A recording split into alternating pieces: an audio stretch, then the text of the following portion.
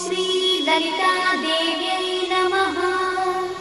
श्रीललितासहस्रनामस्तोत्रम् ध्यानम्।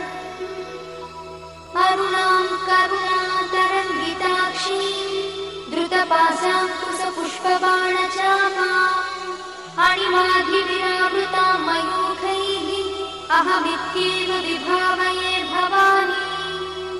ध्यायेत् पद्मासनस्थां विकसितवदनां पद्मपत्रायताक्षीं हेमाभां पीतवस्त्रां करकलितलसद्देव पद्माम्बराङ्गी सर्वालङ्कारयुक्तां सततमभयदां भक्तनम्रां भवानी।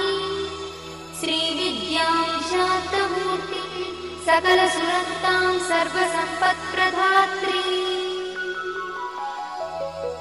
श्रीमाता श्रीमहाराज।